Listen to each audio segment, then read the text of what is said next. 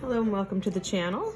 Today is Fan Art Friday, so we're going to spend a little bit of time painting some fan art. The fan art that I'm going to do today is a little bit of Sailor Moon fan art.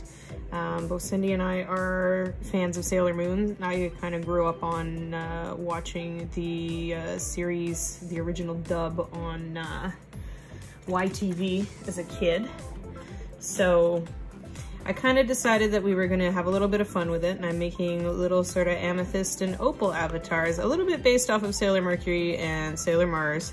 I'm using either production stills or a coloring book page. I can't remember which one I ended up with finally, but I mostly just kind of poached something for fan art because it's just something fun that I'm doing. I'm not really expecting this to be too serious. So what I'm applying right now is a product called Liquid Frisket, otherwise known as drawing gum, and it's basically like a liquid rubber, and anything, once it dries, anything that you touch with it and then peel off afterwards, it will be white, which is handy for when you're doing some tiny detail work that you want to work that way. So I'm gonna paint these two little characters. We're gonna start by doing the background in a similar way to what I've done before in previous videos. So we're gonna do something a little bit rainbow, but we're gonna have our little Amethyst and Opal characters here. So that's gonna be kind of fun. So let's get started. I have one of these, one of my water-filled pens, which I love for doing backgrounds. Actually, you know, we're gonna use a real brush this time. What do we got over here? One of these guys. And I'm painting, instead of on illustration board this time, this is a Canson watercolor paper postcard. I've already transferred my sketch and inked it using microns, so we'll see how that works out. Normally they don't bleed too bad on illustration board. I don't know if the same is true of watercolor paper. We're gonna find out. If it does, it does. I can't really do anything about it other than experiment and find out if that's gonna work. So I'm gonna rough in the background with water, and then we're gonna go and drop some color into it, just for fun. And I'm still deciding what colors we're gonna use now. The stone opal is pretty bright. Amethyst stones are pretty much all different shades of purple, so that's likely what I'm gonna draw on. We're gonna do a bunch of like different colors, very pastel, kind of pastel goth, I guess. We'll see how the fashion turns out in the end, but this is just something kind of fun to play with color. And fan art was something that I started to do pretty much to do that. When I wasn't sure, I still do this, when I'm not sure what the heck I want to draw, I just transfer a Sailor Moon coloring book page and have fun with it, because why not? There's no reason why you can't just color in something because you feel like coloring it. Not every piece of artwork you do has to be for serious. You'll drive yourself nuts if that's the case. So I'm just gonna fool around a bit. It's a good time. Have some fun.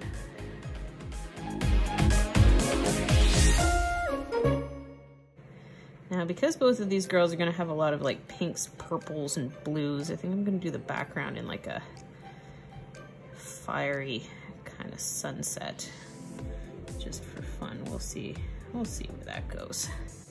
And I'm excited that there's more Sailor Moon to watch on Netflix. I was watching some Sailor Moon Crystal on Crave a little while back. I went back when I was in college and rewatched the whole series in Japanese, because I'm a nerd. I'm okay with that. Yeah, so here's some fun. Paper's starting to buckle a little bit. Not unexpected. So I'm using 2 pan palettes and a palette that I set up myself out of tubes, various tubes from a couple of different brands. I will have a list below of everything that I'm using here. I recommend, if you're starting out with watercolor, start with this little guy up here. This is a Winsor & Newton Cotman pan set. You can mix just about every color. For solidly the first like almost 10 years that I was doing watercolors more or less professionally, only had this and a couple of tubes. I had a tube of purple and a tube of turquoise, and everything else I pretty much painted with this. Eventually I picked up, I think, a leaf green and a Payne's gray, but you can do a lot with that very basic palette. And I eventually went and got this 72 color palette because I like to have a lot of options and bright colors. But you can get a lot done with something very simple. You don't have to go crazy just to paint. You can have fun at whatever level, at whatever budget you have. But basic colors can be mixed. I'm using a fluorescent yellow right now, and then I think I'm gonna move it into like a fluorescent orange. This is probably gonna turn out looking kind of crazy, but I don't care, because that's the point. Just have fun. Enjoy your fan art. That's the whole point of it. It doesn't have, not everything that you do has to be, even as a professional illustrator or artist, doesn't always have to be for revenue. Sometimes it can just be because you feel like painting it. And things that I paint when I just feel like painting it are usually unicorns and Sailor Moon. Sometimes a mermaid. We'll see. Sometimes a D&D character.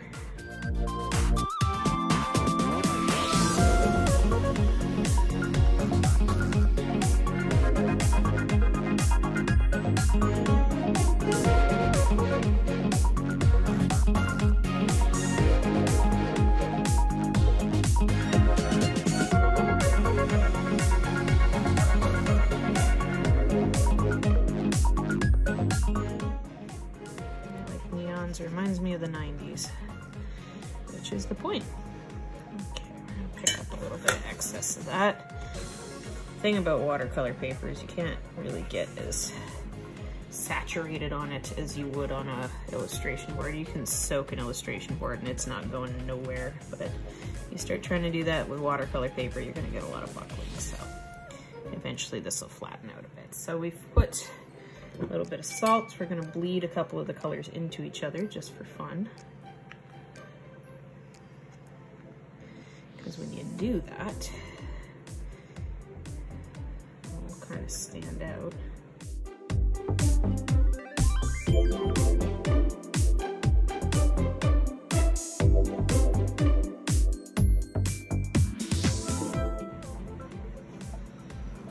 Okay, so our first pass of the background is dry. We're going to add a little bit more color. That's the nice thing about watercolors. You can layer them and bring more color as you decide you need it. So I want a little bit more of that hot pink in the background there. Now, fan art is something I have to try and push myself to do because I do so much art just because somebody's paying me to do it. But doing pieces just for fun, just to practice, where there's no strings attached. If you screw it up, who cares? Throw it in the bin, do something else. It's kind of nice, it's freeing. I would like to do some more of this, so that's one of the purposes, I guess, of this channel, is to push ourselves into doing more art for fun instead of art because we feel we have to. And art should be fun.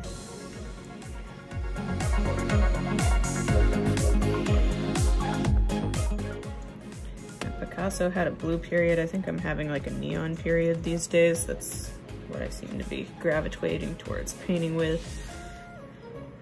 Painted a neon cat and I've been playing in that palette ever since just because it's fun.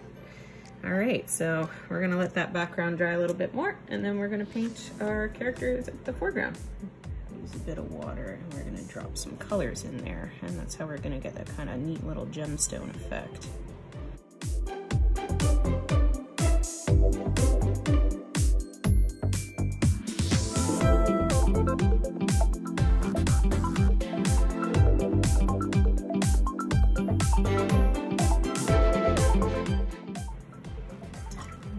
Color is usually kind of a grayish purple, so that's what we're gonna mix up today.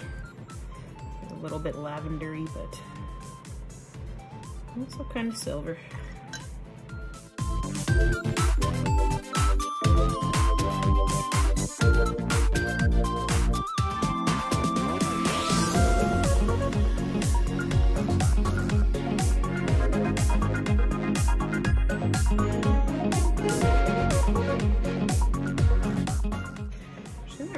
sure what color Cindy's hair is right now. So we're gonna go for, it's been like a burgundy kind of red in the past. Call it like a deep purple.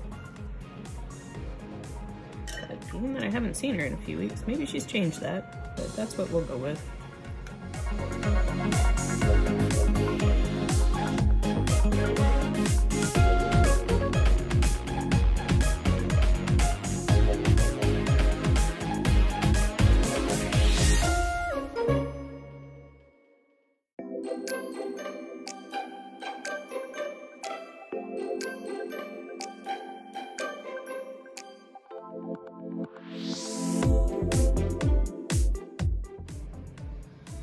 Go ahead and drop in a few more colors. I'm using a pretty tiny brush for this, which is sort of on purpose. But I try to use as big a brush as I can get away with painting with, because I don't mind if a little bit of detail gets lost. That's kind of not the point of this. And I'm really embracing my neon phase this week. Next week, who knows? Monochromatic, metallics. Let us know in the comments. What do you want to see? What art supplies do you want me to play with? I also do marker drawings. I do colored pencil, watercolor pencil, ink, whatever you think might look cool. We're gonna pick a secondary color for her. She's actually gonna be 3 colors, which is unusual in the Sailor Moon universe, but YOLO, it's my Sailor Moon universe. I do what I want. Die mad about it. I'm gonna come back in here after probably with some gel pens, because I'm a huge fan of adding neon to anything. And they're great for siding over top of watercolor artworks. They don't bleed.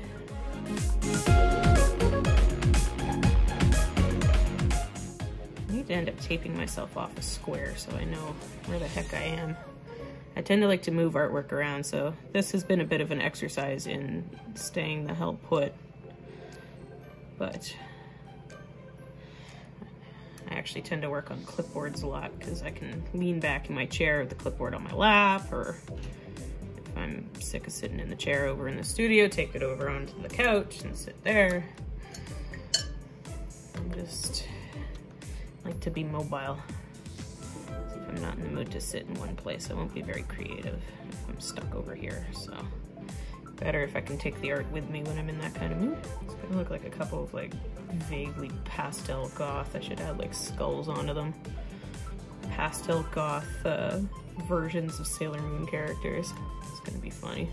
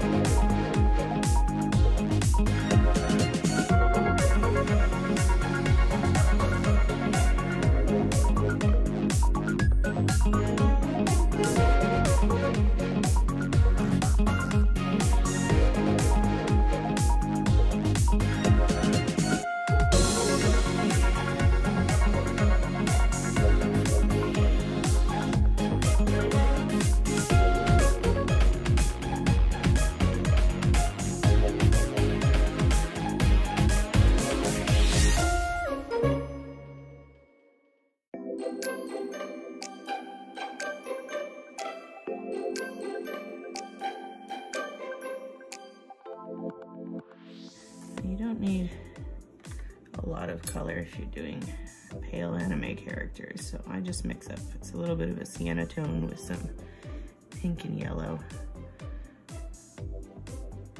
And by the time it's diluted out, it's pretty pale, which fits more especially what I look like. I'm a very pale person. But if you want a darker skin tone, you can add some more sienna or a little bit of umber.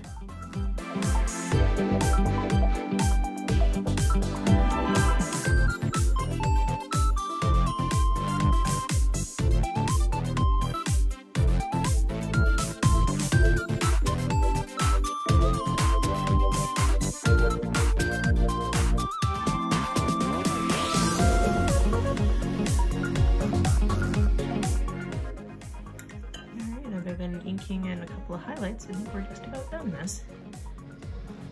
We're back to finish a few little details here. So I'm gonna come in and take out the shiny things that I put on here using this little rubber eraser, and it will erase anything that I put that liquid Frisket on, which I think was just those. And then we're gonna come back in and ink it. And I want a slightly thicker pen than what I used.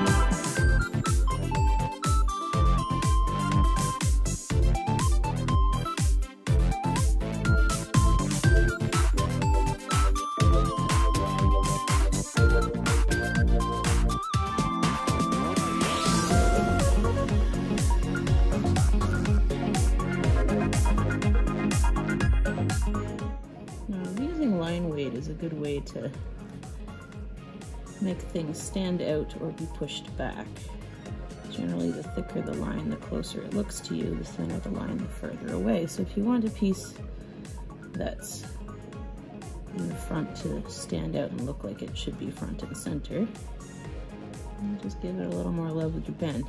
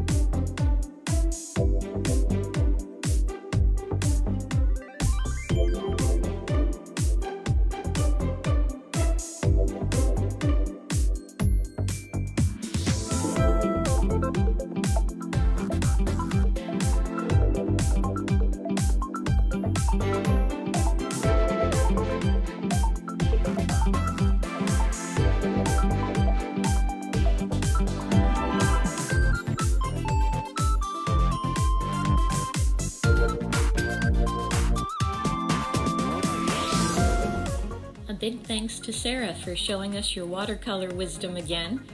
Great job as always. Please like this video if you did, comment to let us know what we should do in the future, and subscribe so you don't miss out on what we're going to be doing with these postcards. Thanks for watching, and we'll see you guys next time.